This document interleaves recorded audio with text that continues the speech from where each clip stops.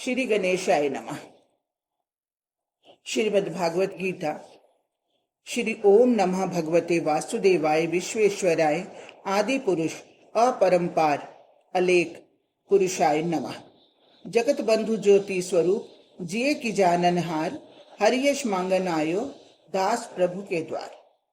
श्री भगवान ने अर्जुन जी को जो ज्ञान गीता ज्ञान दिया सो मुझे मिले।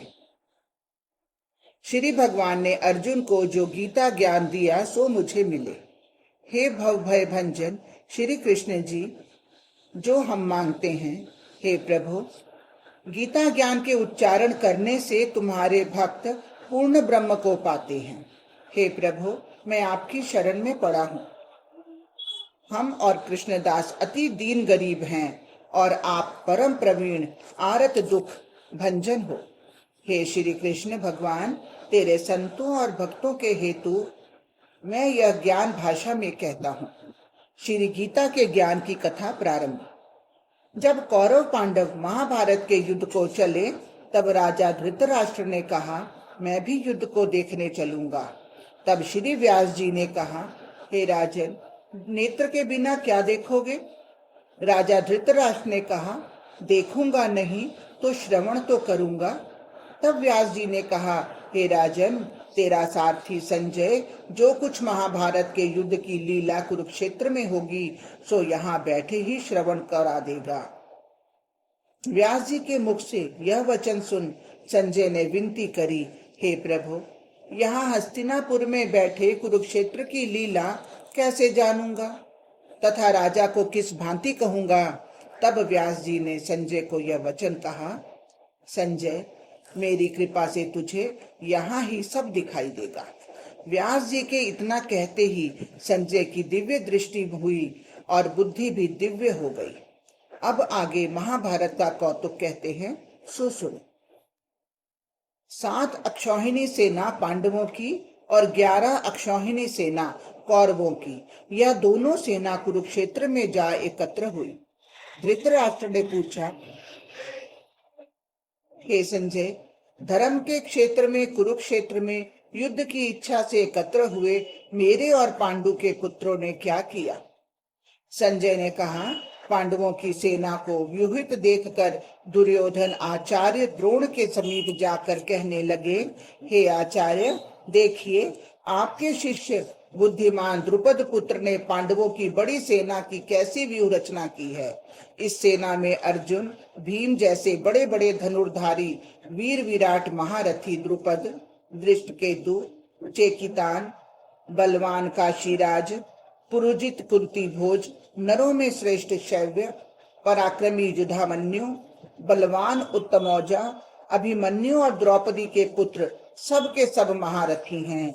हे ब्राह्मण श्रेष्ठ, आपके स्मरणार्थ अब मैं अपनी सेना के प्रधान सेनापतियों के नाम बताता हूँ। आप भीष्म, कर्ण, युद्ध विजय कृपाचार्य, अश्वत्थामा, विकर्ण, सोमदत्त का पुत्र भूरिश्रवा और बहुत से शूरवीर मेरे लिए प्राण तक देने को तैयार हैं। ये लोग शस्त्र चलाने में अति निपुण हैं। हमारी सेना का जिसके भीष्म रक्षक हैं अपरिमित बल है और उनकी सेना जिसके भीम रक्षक है थोड़ा बल है। अब आप सब अपने अपने मोर्चों पर सावधान रहकर सेनापति की रक्षा कीजिए। भीष्म पितामह ने दुर्योधन को प्रसन्न करते हुए और ऊंचे स्वर में गरजते हुए शंख बजाया। फिर वहां चारों ओर शंख, नगाड़े, ढोल, गोमुख आदि बाजे बजने लगे, जिनका बड़ा भयंकर शब्द हुआ, जिसके अनंतर श्री कृष्ण और पांडव अर्जुन ने दिव्य शंखों को बजाया। श्री कृष्ण ने पांचजन्य और अर्जुन ने भी देवदत्त नामक शंख को और भीषण कर्म करने वाले भीम ने पौंड्रक नामक बड़े शंख को बजाया। कुंती पुत्र राजा युधिष्ठिर ने अनंत विजय नकुल को सुघोष और सहदेव ने मणि पुष्पक और धनुर्धर काशीराज, शिखंडी, धृष्टद्युम्न, विराट, अपराजित सात्यकी, राजा द्रुपद और द्रौपदी के 5 पुत्रों और महाबाहु अभिमन्यु, इन सब वीरों ने अपने अपने शंखों को बजाया। उन शंखों के भारी शब्द से आकाश और पृथ्वी गूंज उठे और धृतराष्ट्र के पुत्रों के लिए हृदय कांप उठे।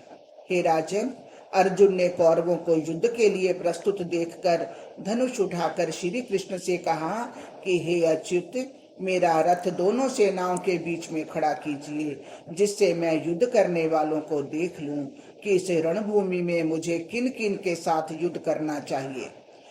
दुर्बुद्धि दुर्योधन की प्रीति करने वाले जो युद्ध के लिए यहाँ एकत्रित हुए हैं, उनको देखूंगा। संजय ने कहा, हे राजन, अर्जुन की बात सुनकर श्री कृष्ण ने भीष्म, द्रोण आदि वीरों के सामने उत्तम रथ को खड़ा करके कहा कि हे वीर, युद्ध के लिए उद्यत इन कौरवों को देख लो।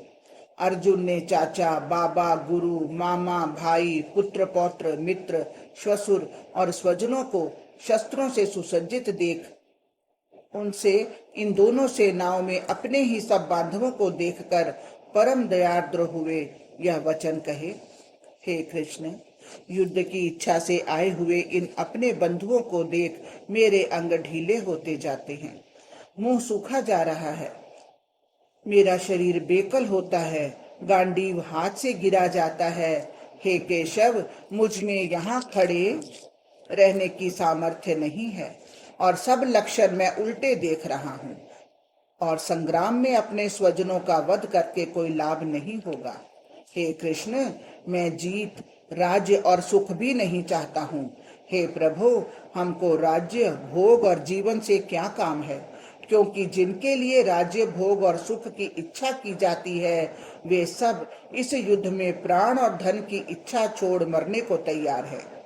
आचार्य, पिता, पुत्र, पितामह, मातामह, श्वशुर, पौत्र, साले और संबंधी ये सब मुझे मारें तो भी हे मधुसूदन, मैं इन्हें मारने की इच्छा नहीं करूंगा। हे जनार्दन, त्रिलोकी के राज्य के लिए भी मैं इन्हें मारना नहीं चाहता, फिर इस पृथ्वी के राज्य के लिए तो कहना ही क्या है।